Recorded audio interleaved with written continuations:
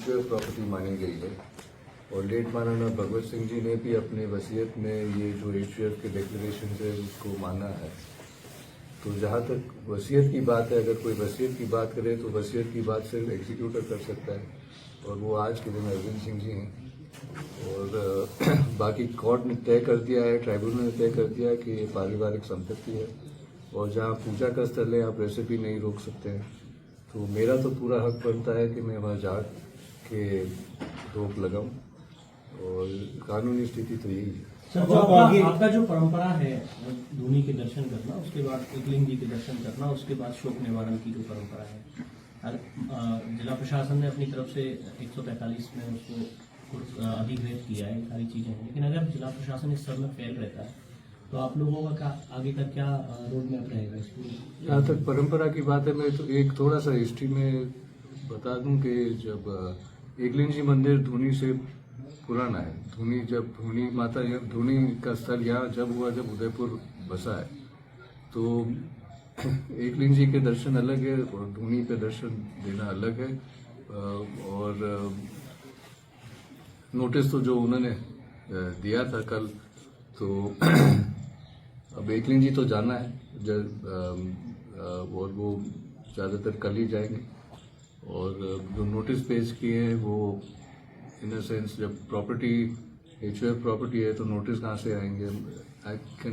उसमें बहिष्कृत बताया था महेंद्र सिंह जी मेवाड़ को कि ये बहिष्कृत पहले ही भगवत सिंह जी ने कर दिया था, नोटिस में ये उन्होंने कर रखा है। ये देखिए, वो विल की बात कर रहे हैं, जो विल में उन्होंने लिखा है और जो नोटिस में लिखा है ये कोर्ट ऑर्डर और जो कोर्ट रिकॉर्ड उसके खिलाफ है। तो इसीलिए आप ये क्रिमिनल ट्रेसपास कैसे हो सकता है जब पूरी संपत्ति एचयूएफ प्रॉपर्टी है, मैं परिवार का सदस्य हूँ, तो मेरे तरफ से तो क्रिमिनल ट्रेसपास कैसे हो सकता है? कोई दर्शन दे के वापस आ रहा है, वो क्रिमिनल ट्रेसपास कहाँ से हुआ? एकलिंग जी मंदिर की बात है, आप मंदिर को कैसे बंद कर रहे हैं? और मंदिर में कौन सा क्रिमिनल ट्रेसपास? हम तो दर्शन दे के वापस आएंगे। क्या ये तानाशाही है? किस तरह से मानते हैं? अब तानाशाही है, अगर मैं नहीं कर पाता हूं तो ये तो प्रशासन के फेलियर है। और ऐसे नोटिस पेश करना, और ये जो अखबार वाले ऐसे नोटिस छाप भी लेते हैं कि ये तो एक अंग्रेजी में कहीं अब्सर्ड है कि कोई मंदिर में क्रिमिनल ट्रेसपास कैसे कर सकता है? वो तो मंदिर में तो दर्शन के लिए ही जाएंगे। धोनी दर्शन को लेके आपका क्या रुख रहेगा? क्योंकि कई धोनी दर्शन को लेके आपका क्या रुख रहेगा? और कई जगह पे लग रहा है कि समर्थक अब उदयपुर की तरफ आ सकते हैं। कानून व्यवस्था को लेके आप क्या मैसेज देना चाहेंगे? आगे का पूरा रुख क्या योजना है? कानून व्यवस्था के लिए मैं एक बात तो जरूर कहना चाहता हूं कि एक तो मैं सबको धन्यवाद देता हूं कि आप सब लोग ने मुझे साथ दिया और मुझे खुशी है कि मेवाड़ के लोग गलत चीज के खिलाफ आवाज उठा रहे हैं। लेकिन आवाज उठानी है, लेकिन कानून को अपने हाथ में नहीं लेना है, वो तो मैं स्पष्ट कर देता हूँ। और धोनी का दर्शन अगर ये पहले फर्स्ट स्टेप है जो कलेक्टर ने कहा कि हम प्रॉपर्टी 145 में लेते हैं, तो एक कदम वो है, फिर उसके बाद देखते हैं आगे दर्शन के लिए। तो दर्शन क्या कभी रूटीन में भी आपने किया सिटी पैलेस में? पहले सिटी पैलेस पोजीशन तो उनका है और इसीलिए ये सब लड़ाई झगड़ा ना हो, इसीलिए मैं पैलेस में जा ही नहीं रहा हूँ, शायद आप सभी लोग को पता होगा।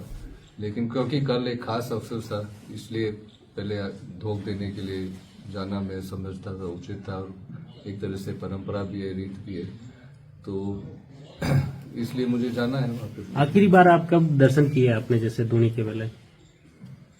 मैं लास्ट टाइम पैलेस के इस भाग में करीब आई थिंक 1984 में ही गया हूँ। वार्ताओं का लगातार दौर चल रहा है, ये कहा जा रहा है कभी 5 गाड़ी, कभी 5 लोग, कभी 3 लोग। असल में इसकी सच्चाई क्या है? क्या वार्ताएं वास्तव में चल रही है या फिर सिर्फ ये खबरों में ही दिखाई दे रहा है कि कुछ सकारात्मक होता दिखाई दे रहा है?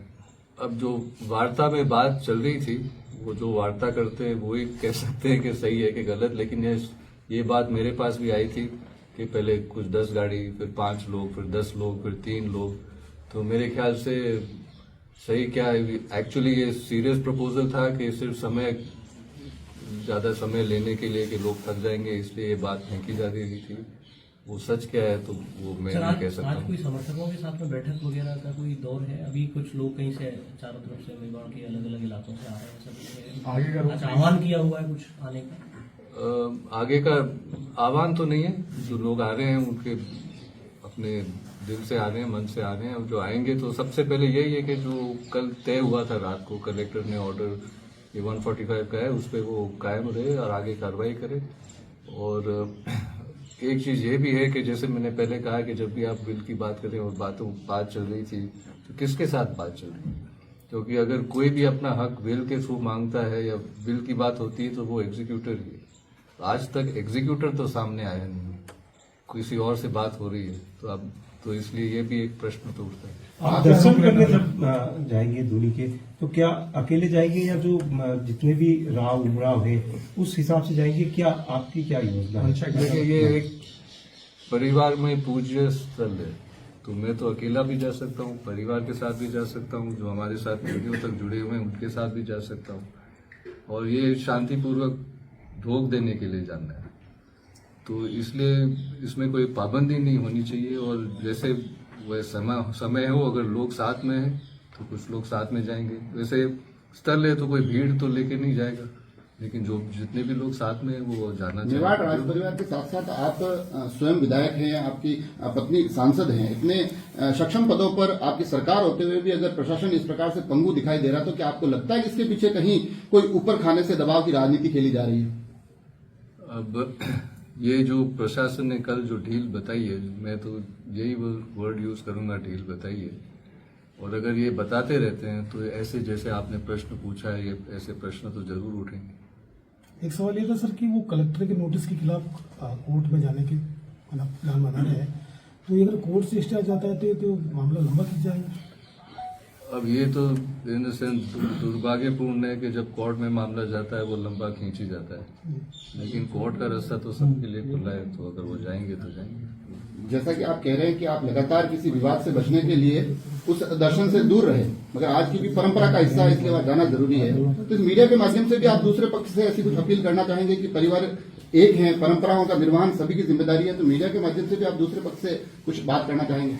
मीडिया के पक्ष में मैं कह देता हूं कि पहले सुप्रीम कोर्ट ने कुछ साल पहले आदेश दिया था कि आप मीडिएशन के जरिए आप अपनी बातें स्पष्ट कर दें, मतलब सुलझा दें। तो ये कुछ महीने उसमें भी चले गए, लेकिन उस मीडिएशन में भी कुछ नतीजा नहीं निकला है।